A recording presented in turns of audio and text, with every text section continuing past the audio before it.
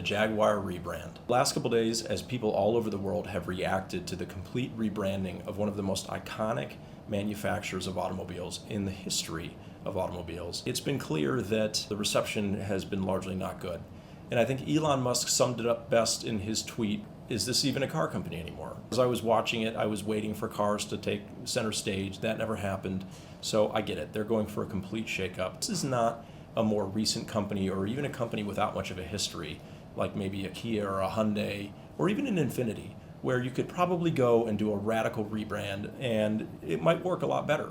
But when you take a company with the history and the heritage of Jaguar and you just completely blow it up and go in this different direction, I can see why it's gotten the response that it has. I want to tell you a quick story about one of my favorite things ever in the history of automotive, and it is the story of the Pontiac Aztek. If you don't know what the Pontiac Aztek is, it probably goes down as one of the ugliest cars ever in the history of automotive. 8 to 10 years ago, an article came out that was published, I think, in Car and Driver, where they told the story of how the Pontiac Aztek came to be. But the summarized version of that story is that the executives of GM at the time that oversaw the Pontiac brand, GM was getting a lot of flack, I guess, for not having very much creativity and invention or risk-taking in their designs, and so they dreamt up this concept, which was the Aztek. And as it was going through focus groups and pre-production, the feedback that they were getting on this product was consistently horrible.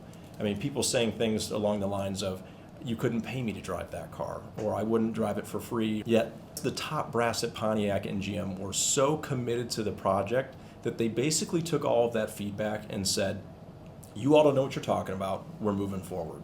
And then, to nobody's surprise, it turned out to be one of the biggest flops in automotive history, which to me, it was so interesting to read that story and to realize that this is something that could have been stopped many, many times along the way. And yet, despite all of the negative feedback, despite what the final product turned out to be, nobody was comfortable to hit the pause button and say, "You know what? We don't think this is going to work. Let's pull the plug." As I'm watching and reading about this Jaguar rebrand, I can't help but think to myself, at some point the decision was made to do this rebrand, and I get it. Once you've made the decision and you start investing resources into it, then you're going down that road. And what a lot of people don't realize is that nothing happens in automotive quickly. So decisions that you see come to fruition today, whether that's new vehicles that launch, new engine technologies, those decisions went into the planning phase and the production phase years ago. There's a big lag effect there. Sometimes things that make sense at the time don't end up making sense when it finally comes time to launch. If they could go back in time, would they still do it? The really unfortunate timing of it all is not only have you completely changed the image of one of the most iconic brands in the world, but you've also gone completely electric, which, don't get me wrong, I don't have a problem with electric cars. In fact, I rather like them. 3-4 years ago, when everybody was making the decision to go full steam ahead on electric and everyone was saying, "Oh, by 2030 we'll be mostly electric," because at the time that made sense, that it seemed to be trending that way, and everyone was looking at the success of Tesla and saying, "This is where we need to go," right? People want to buy electric cars.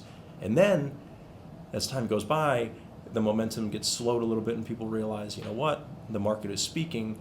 They want internal combustion engines, they want bigger displacement. People have really been upset about the downsizing of engines, and now so many manufacturers have completely reversed course on that. Not that electric cars aren't still coming, but the pace has been slowed significantly.